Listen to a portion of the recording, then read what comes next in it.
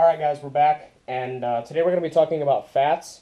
Similarly to the video previously where I talked about carbohydrates, this is going to be the same structure video where I talk about fats specifically. The reason that I'm starting off at the marker board today is because it's very important that you understand the molecular structure of dietary fat so that you can understand what I mean when I say some things further on down the line. For example, if I say a polyunsaturated fat, you should be able to know why and how a polyunsaturated fat is different from a monounsaturated fat, and how unsaturated fats in general are different from saturated fats. So this is actually a really important part of understanding the type of fat that you're going to be consuming through your diet. So while this looks very boring, and I'm trying not to make this too much like a chemistry class that you'd have in high school or college, because trust me, I hated chemistry in college and high school.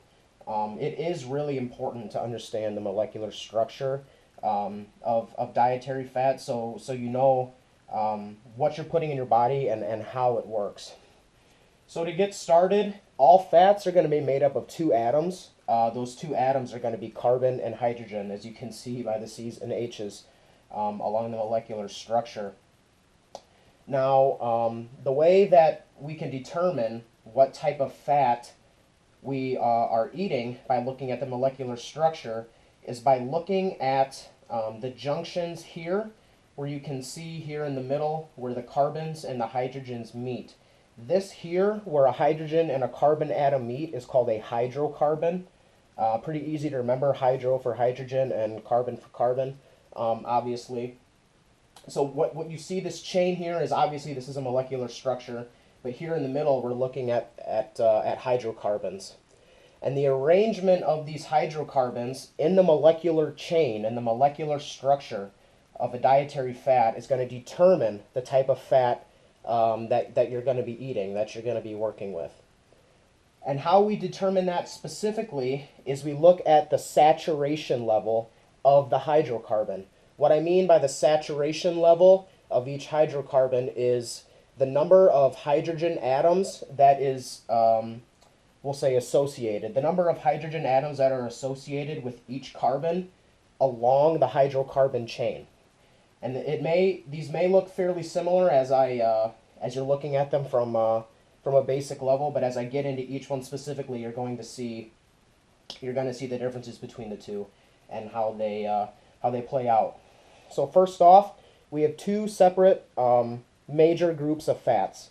We have saturated fats and we have unsaturated fats. Furthermore, the unsaturated fats can be broken down into two more subgroups of fats, I guess you could call them.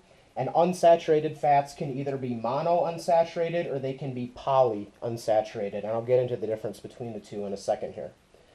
So as we look at the molecular chain of the dietary fat on the top, what we see here when we look at each hydrocarbon is that each carbon atom is associated with one hydrogen atom. What this means, with each carbon atom having exactly one hydrogen atom, this fat is going to be what we call saturated. Its saturation level is as high or as low, I guess whatever you want to call it, as it can possibly be, because each carbon only has room for one hydrogen atom. So now, as we look at the molecular structure of the fat below it, you see that each carbon has one hydrogen atom until we get to here. And right here, this carbon atom has two hydrogens associated with it.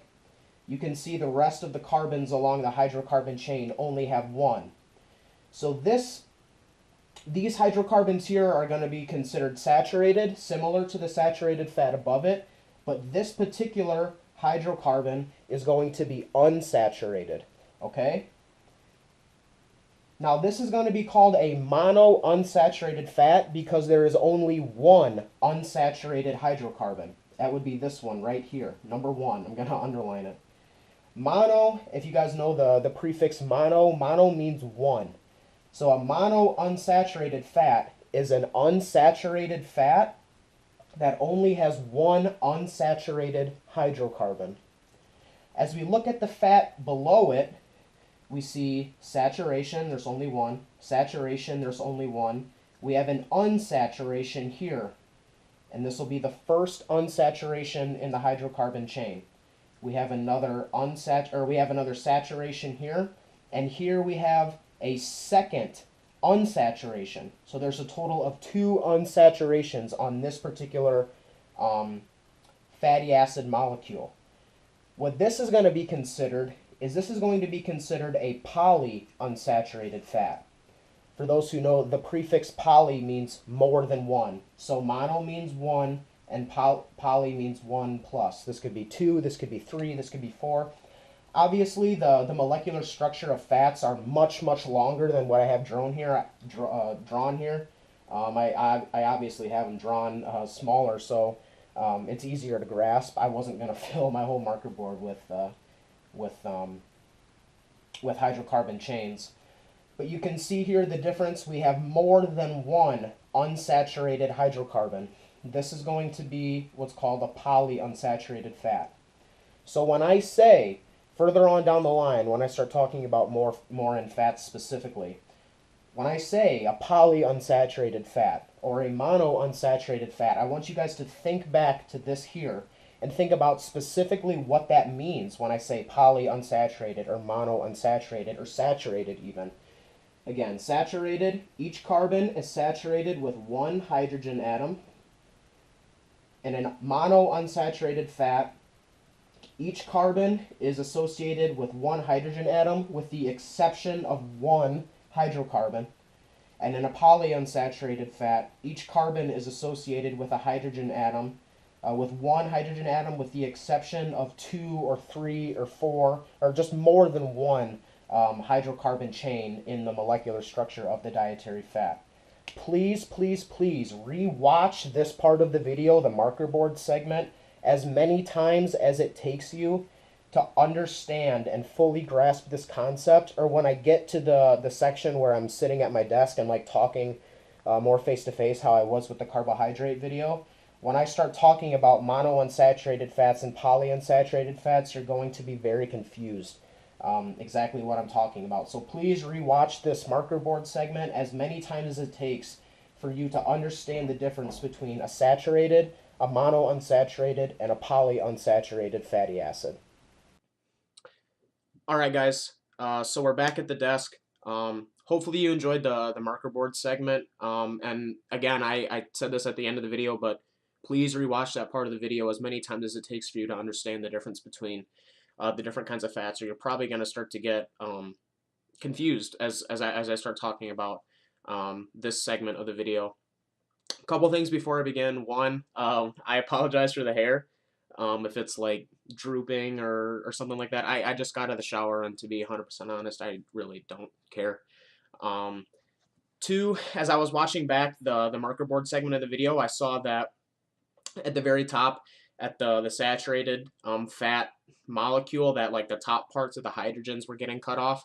I apologize for that. Obviously, I'm really new to all this, and I'm still trying to figure out like good angles to set my camera and things like that. The thing that's hard about my camera is I use you'll probably hear this, is I use like a GoPro just to record it. But the thing is as I'm like staring at like this part of the camera, I don't have like a screen or anything that I can see like what it looks like when I record it. So I kind of just honestly have to set it in a spot, hit the record button, and hope that it's in a good line. Yeah, like I said, I don't have anything to like see what it looks like from the camera's point of view until after I record the whole thing and I watch it back. So it's kind of a pain. And I'm sure it's going to bite me in the ass one of these times. Like, I'm going to record a whole video, and it turns out, like, half of my head is cut off or something stupid. But anyways, another thing, right before we get started into, like, the major, like, the meat and potatoes of the fats, I want to briefly talk about two types of fats that I left out on the marker board. And those are trans fats and then essential fatty acids, or EFAs. I think that trans fats aren't really important like in a diet. Like they're actually like not important at all in a diet, but EFAs are important in a diet. But I didn't really want to draw them out on the marker board, as there's really no difference um, between them molecularly. I'll just quickly talk about each one. Long story short about trans fats. Trans fats are fats that are made um, by man. They're man-made fats. They're made by food companies to extend the shelf life of their food. So anything that you buy that's in like a box, like chips, crackers, cookies, what else, like Pop Tarts, all that kind of stuff, if it has a shelf life, there's trans fat in it to extend the shelf life that it can stay on the shelf so that people can buy it and the companies can make more money and everything. Um, Real quick, because I know that someone's gonna say something about this. You see on like all of these labels for like cookies and chips or everything, it always says 0 grams 0 grams of trans fat per serving. Now it's important to understand that the FDA legally allows these food companies to say that their fat has 0 grams of trans fat per serving if the amount of trans fat per serving is less than 1 gram. So, for example, like if you look at Oreos, like I think a serving size for Oreos is either like 2 or 3 cookies. I obviously don't remember, but it's really small. And it may say 0 grams of trans fat per serving. So, say 0 grams of trans fat per 2 cookies.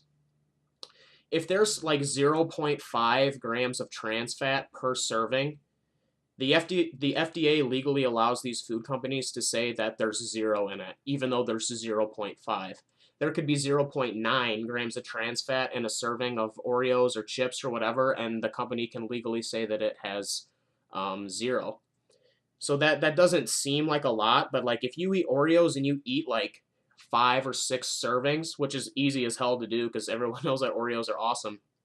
Like say you eat 6 servings and there's half a gram of trans fat in each serving. Half a gram of trans fat per serving times 6 servings is 3 grams of trans fat. And if that's something that you're eating like every single day, that is absolutely going to add up long term. Trans fats cause cancer. Trans fats kill people. Trans fats are obviously unnatural. They're man made. Very, very poor if you're eating them in your diet. It's in all the fast food. You got to stop eating that shit. Just to put it simple. I literally think that trans fats and things of that nature are killing people. And I think that it's not necessarily the unhealthy food that's like causing cancer and stuff. It's the trans fats and the chemicals and everything that's in it. Um, Moving on, let's quickly talk about EFAs, or essential fatty acids. EFAs are fatty acids that the body cannot produce on its own. They have to be taken in through diet, or they have to be taken in through exogenous forms. Exogenous means like outside forms. You have to take them through a supplement or through food, whatever. EFAs are extremely important, and they're awesome. There's a lot of awesome things that go into EFAs. EFAs can help your blood triglyceride levels. They can help your joints. They're some of the best fats for your brain. They're some of the best fats for your organs. They're they're proven to be extremely beneficial to people with Alzheimer's and dementia. EFAs are awesome. The hard thing about EFAs is that you have to make an attempted effort to get them through food or through supplementation. Something like this here. This is like a Walmart brand. Hopefully you can see this. This is just fish, flax, and borage oil. This has omega-3s, omega-6s, and omega-9s. All three of those fats, omega-3s, omega-6s, and omega-9s, are all essential fatty acids. So I'll take, one serving is 2 pills. I'll take for sure 1 serving a day, sometimes 2. Depends how much fat I'm eating. There are also some other sources of EFAs, which I'll talk about as we go on, and I talk about my recommended fat sources and everything. But just to sum that up real quick, make an effort to get EFAs. Buy a fish oil, buy a krill oil, buy a flax oil, borage oil, or just get something like what I have, like a mix of omega-3, 6s, and 9s, and make an effort to take a serving or 2 each day. Not even if you're not a bodybuilder or like a strength athlete, you should be taking these things because it's extremely beneficial to your health. All right. So now that I've covered all that stuff real quick, let's just get back into the um, what we're really here to talk about, like your fats in your diet. So fat has a really bad reputation in the nutritional world or whatever you want to call it. I see a lot of people on these low fat diets because they think that eating fat makes you fat, and that's absolutely not the case at all. Fats are absolutely extremely important for a bunch of reasons in the body. Number one, dietary fats provide energy. In fact, dietary fat is the most energy dense macronutrient. Carbohydrates contain 4 calories per gram, so each gram of carbohydrates contains 4 calories of energy. Each gram of fat contains 9 calories per gram, 9 calories of energy per gram of fat. That's over twice as dense as carbohydrates are. Obviously, it's important to keep your fat sources in mind when it comes to like calorie counting and making an effort to know how many calories you're eating in a day. Because, like exactly what I said, as carbs have 4 grams of fat in them, fats have 9. So your foods that are high in fat are obviously going to be higher in calories. If you've watched the basic video, we did the math where we had the carbs, fats, and proteins, and we multiplied by 4 and by 9 to see how many calories was in a food. Foods that are high in fat are going to be higher in calories just because that fat has 9 grams of or 9 calories per gram, and carbs has 4. Aside from providing energy, they also manufacture and produce the majority of the hormones that are in your body: testosterone, estrogen, serotonin. Like all of these very extremely important hormones in the endocrine system are all controlled and regulated by dietary fat. Anyone knows that is a bodybuilder or knows bodybuilders that have prepped for a show, as they get to the end of their diet, they're probably on very low fat in their diet, and because they're on low fat, their testosterone plummets. Anyone who knows or has dated like a bodybuilder towards the tail end of prep, that person has zero energy. They have absolutely no sex drive. Their libido is completely shot. They're hardly sleeping. They're very moody and angry essentially all the time, and that's because their testosterone levels are so low because they're hardly eating any fat. It's really important that you're eating enough dietary fat to keep your testosterone levels baseline or even slightly above baseline, especially if you're a bodybuilder or a strength athlete. You can be busting your ass in the gym and eating all the food that you want, but if your testosterone is low, you're not going to make any um, progress. And just generally living with low testosterone sucks, especially if you're like in a relationship. I don't want to get like super like grotesque, but obviously like if you're in a relationship, having a sexual relationship with your partner is kind of an extremely important and intimate part of the relationship. And if that's something that you physically cannot do because your testosterone is low, that can cause issues within the relationship, obviously, and it can cause a lot of mental issues with each partner, especially if the other partner doesn't understand why that person has low libido. It's literally because their body is so altered at the hormonal level that it's physically not possible for it to happen. Dietary fat also forms cell membranes. Every single cell in our body, whether it's a muscle cell, a fat cell, is surrounded by a fatty membrane. Um, though those layers and those membranes, if you remember back in the carb video when I talked about insulin and how insulin allows a muscle cell to open up and take and shuttle glucose and amino acids into it, that membrane, that wall that's around the cell, is made up of dietary fat. So you compromise the risk of your cell health by not consuming dietary fat or not consuming enough dietary fat. What else can we talk about? Fats, they're the major formation of our brain and our central nervous system.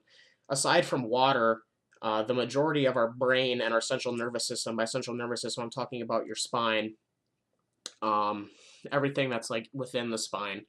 That's all made up of fat for the majority, aside from water, obviously. But that's the main source of structure for our brain and our central nervous system. Um, Obviously, if you probably think I'm being a hypocrite right now by talking about in the carb video, I talked about how glucose is the major energy form and energy source for our brain. I'm not talking about fats being essential for like your brain's energy. I'm literally talking about the brain itself is made. What if you were to like cut open a human brain, like what it's made of? It's made of water and it's made of dietary fat for the most part. Um, and our spinal cord is the same way. Obviously, the spinal cord is more like a hard, bony structure, but one of the major components of the central nervous system is dietary fat. Dietary fats also help transport vitamins A, D, E, and K. All four of these vitamins are extremely important in their own right. I really don't want to get too much into micronutrients and vitamins and minerals and everything. If you want to know what each vitamin does, vitamin A, vitamin D, vitamin E, vitamin K, you can look that up. I really don't want to talk about that too much. But what it's important to know is that each four of these vitamins are called fat-soluble vitamins. And what that means is that these vitamins cannot be digested and they can't be transported through the body without dietary fat. So if you don't have dietary fat in your diet, these particular vitamins, A, D, E, and K, they're not going to be moving through your body, and you're going to be deficient in those vitamins. And being deficient in vitamins A, D, E, and K, obviously, each one, being deficient in each particular one has its own negative consequences. But it's really important that you take in dietary fat to keep these fat soluble vitamins moving through your body. The other thing that eating dietary fat does is it provides the body with essential fatty acids. Remember how I talked about EFAs, something that your body can't make on its own. In particular, two of the major ones are linoleic acid and linolenic acid. Linoleic acid is an omega-6 fatty acid, and linolenic acid is an omega-3 fatty acid.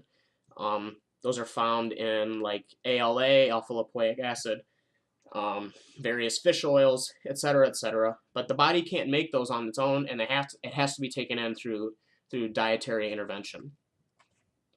So now that you kind of have like a general idea of the structures of fats and pretty much what these fats do in the body, I want to talk about what type of fat should the majority of your diet consist of, because this is a debate that is like ongoing and it's constantly going on.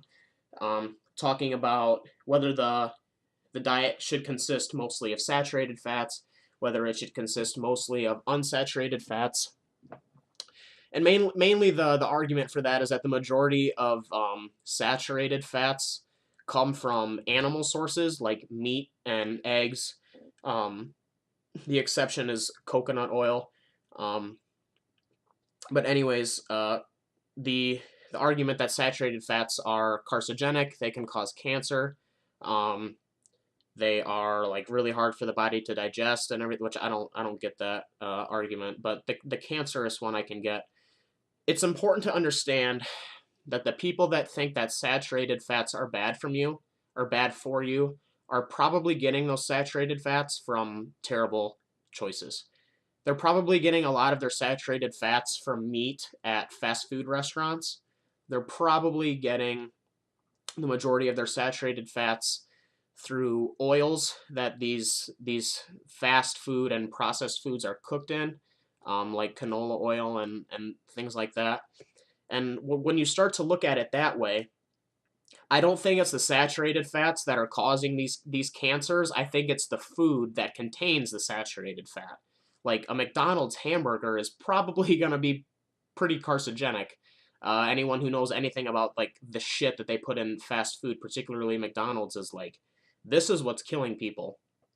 This is what's causing cancer. I don't think that the saturated fats in the meat is particularly what's causing cancer, and there's a lot of literature and research to back that up if you want to look into it. So to answer the question, the way that I structure a diet specifically is I have a good mix of saturated and unsaturated fats. When I do my unsaturated fats, I do the majority of them mono unsaturated fats. I do include polyunsaturated fats like the fish oil pills that I showed you earlier, and I'll also include some salmon once or twice a week um, in the diet. I'll talk about that later. And but I do have a pretty healthy amount of saturated fats in a diet, specifically from things like eggs and steak, coconut oil, um, because saturated fats are proven to elevate and keep your testosterone levels high, which is obviously one of the utmost important things for a strength or a physique athlete, is having their testosterone levels high so that they can make progress in the gym and they can make progress with their physique. Again, I talked earlier, if your testosterone is low, it doesn't matter how much you work out, how much you eat, you're not going to make any progress. So by consuming saturated fats through good sources like eggs, steak, coconut oil, you're keeping your testosterone elevated and high. Now, I do include unsaturated fats also. A lot of unsaturated fats, they taste really good. They're really good for cholesterol, which if you're an enhanced athlete on anabolic steroids, one of the things that's an issue with the steroid usage is that your cholesterol levels can seem to get out of whack. So by keeping a good amount of unsaturated fats, specifically monounsaturated fats in the diet, we can try and combat the cholesterol problem head on as best we can. They're best for the metabolism. They seem to keep all of the anatomic uh, processes within the body moving more efficiently. They're good for inflammation, pain, joints, everything. So unsaturated fats are also just as important as saturated fats, but I do include a fair amount of saturated fats in the diet simply for the testosterone um, factor. And I do include that in women too. I know women are gonna talk about testosterone's not important. First, let's realize that women's physique and women's bodybuilding sports are growing in popularity, and women do want to build muscles to get thick or whatever they call it on Instagram. Um, but those muscles are made through testosterone, and women do have testosterone in their bodies similarly to men, that men do have estrogen, and it is important to keep those testosterone levels churning, so to say, by eating saturated fats. So all in all, just to kind of recap everything that I said, kind of like a too long didn't read, saturated fats and unsaturated fats. If you're a physique athlete, bodybuilder, strength athlete, crossfitter, I don't give a shit, have a mix. Um, if you're just kind of like an average everyday person, I would include saturated fats, but I would probably have more unsaturated fats in the diet. Particularly, like if we look at like a bodybuilder's diet, I'll probably try and split their fat like 50-50. Half of it saturated, half of it unsaturated. If you're like an average everyday person, I would do maybe like 60-40 or 70-30. Obviously, with the unsaturated fats being higher than the saturated fats. So now that we've kind of gone through all of this, hopefully your brain isn't hurting too bad. Let's get to what you probably all want to hear is what fat sources should I be eating. For the polyunsaturated fats, I'll just get that out of the way. I do like to use things like this in myself and all my athletes, and I do like to include salmon specifically in at least once or twice a week within their diet plan. I like salmon because it has one of the higher EFA contents between all the fish. It is important that if you're going to buy fish, I would get wild caught fish, fresh fish. Eating too much of the packaged fish or the stuff that comes in like the cans or the little packets, you run a really high risk for mercury poisoning. Obviously, the more you eat it, you're going to be more susceptible to mercury poisoning. If you're only eating it like once or twice a week, it may not be that bad, but I don't take the risk personally. If you're gonna eat salmon, I would eat wild caught fresh salmon. If you can't afford wild caught fresh salmon, um, I would probably invest in like a higher quality fish oil. more like a liquid fish oil instead of the pills. I'm sure the liquid fish oil is better for you than the pills, but I've never had any issues with the pills. Um, so I would invest in something like that. Salmon is one of those things where if you can't afford the wild caught thing, the wild caught stuff, the fresh stuff, I wouldn't compromise and get the cheap processed stuff because I don't think the risk versus reward is there. You run a fairly high risk, in my opinion, of getting mercury poisoning and stuff by eating the fake processed salmon, the chicken of the sea, the stuff that comes in the like the tins in the packages. I don't think that's good for you. I don't think you should be eating that. Monounsaturated fats, which are going to be the majority of the unsaturated fats that I put in an athlete's diet. Those are going to come from very simple sources: nuts, nut butters, nut oils. So when we look at nuts, I like almonds specifically. Almonds have a real high potassium content. I talked about potassium when I talked about bananas in the carb video. Um, Nut butters, that's going to be things like peanut butter, almond butter, cashew butter. Please, please, please, when you're buying things like peanut butter, almond butter, cashew butter, get the natural shit. Don't get Skippy. Don't get Jif. Don't get the stuff that says Skippy natural or Jif natural. I want you to buy the stuff that's going to come in a glass can or a glass container, and when you twist the lid off, it's oily, and you have to take a knife and you have to stir it because the peanuts and the oil is separated. That's real peanut butter. I have a jar of all natural peanut butter downstairs in the kitchen. I wish I had brought it up so I could show you. But when you look at the nutritional label and the ingredients that's in your peanut butter, it should say peanuts and salt, and that's it. If you look at the ingredient label of like Skippy and Jif peanut butters, there's a whole list of shit essentially that's in them that you really shouldn't be eating. They're higher in sugar, they're higher in chemicals, they're higher in processed fatty acids. Stop buying that shit.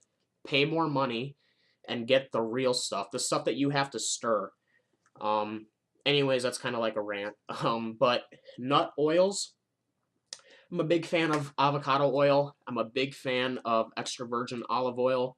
I like grapeseed oil, even though grapeseed oil is going to be more of a saturated fat. I like coconut oil.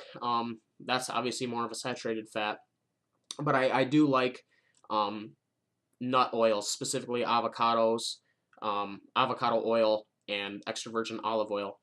One thing that's really important to understand with extra virgin olive oil is extra virgin olive oil has a very low smoking point.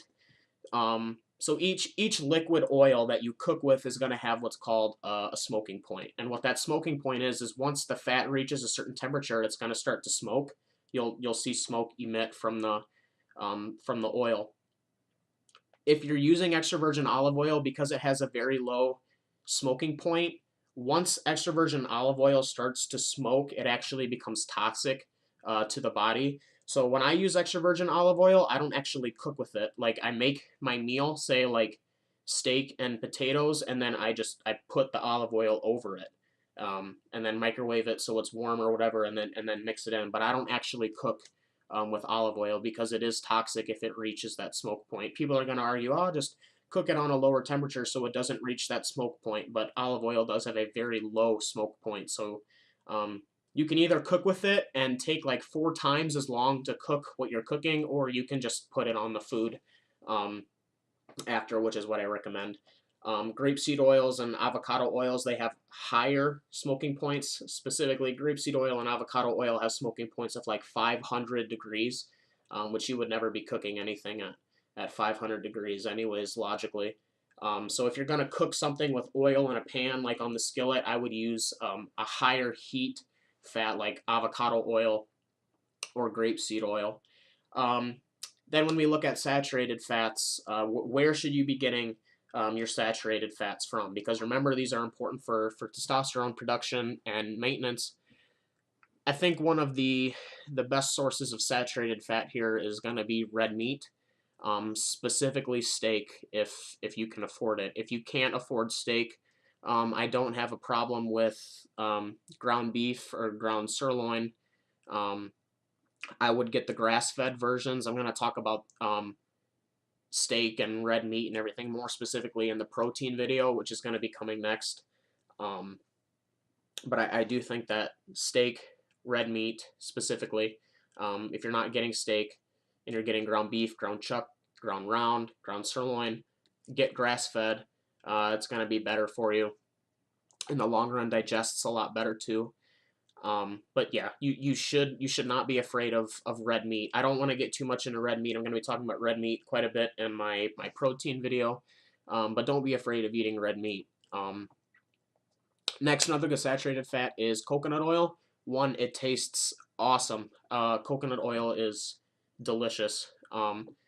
Similar to the olive oil, I wouldn't recommend cooking with coconut oil, not because coconut oil can get toxic like olive oil can, but the thing is coconut oil contains a lot of really good fatty acids. Specifically, like coconut oil contains a fatty acid called lauric acid, and lauric acid is something that is like very good at cell regeneration specifically. Um, Lauric acid was at one point being given to patients with AIDS to try and regrow their the destruction that the AIDS virus and the HIV virus had obviously given them. If I remember correctly, it was proven to help like regenerate some of the cell growth, but the issue there was that it wasn't enough to reverse the effects of AIDS, obviously. Quick fun fact, the only other food that contains lauric acid is breast milk. So if you're looking for lauric acid, you either got to suck on some titties or you're going to have to take in coconut oil. Again, when you're using the coconut oil, because it has some of those precious fatty acids, I wouldn't cook with the coconut oil because it turns out when you actually cook with the coconut oil, it kills off those fatty acids like lauric acid and some of the other ones. So when you cook with it, the heat will actually kill those fatty acids. So similar to the olive oil, I would include coconut oil in a diet, but I wouldn't cook with it. I would put it on the food. What I like to do with coconut oil usually is like if I make like a chicken and rice meal, I'll microwave it, and then I'll put like the clump of olive oil on it because it's solid, and then the heat from the food in the microwave will melt the oil, and then I can stir it in, and it tastes freaking awesome. Coconut oil is great. And then another good saturated fat source is whole eggs. Particularly in the bodybuilding community, egg whites are really popular. But by taking the yolk out of the egg, you first of all take off all the fat. But more specifically, eggs in general are very high in HDL cholesterol, which is the good kind of cholesterol. HDL cholesterol is your good cholesterol. LDL is your bad cholesterol. And eggs are really high in HDL cholesterol, and that particular form of cholesterol is really beneficial to your testosterone production and maintenance. So to wrap it all up, eat eggs, eat red meat, eat salmon once or twice a week, eat nuts, nut butters. If you're going to buy a nut butter, for the love of God, buy a good one. One that has peanuts, salt, and that's it. Or almonds, salt, and that's it. Cashews and salt, that's it. I would use oils. I wouldn't cook with coconut oil. I wouldn't cook with extra virgin olive oil. But I would cook with grapeseed oil, and I would cook with avocado oil. Those are 4 fats that I use every single day. I have 1 meal a day that has coconut oil, 1 meal a day that has extra virgin olive oil, 1 meal a day that has grapeseed oil, and 1 meal a day that has avocado oil. So yeah, kind of a version of eat this, not that. But those are the fats that you should be eating. As always, guys, thanks for watching. If you're interested in coaching or nutritional anything, my email's in the description. Just shoot me a message, and we can get started if you're interested. Have a good one. Stay tuned for the protein video. That'll be a good one too. You'll see that protein's pretty important in a diet, especially if you're a bodybuilder. Have a good one, guys.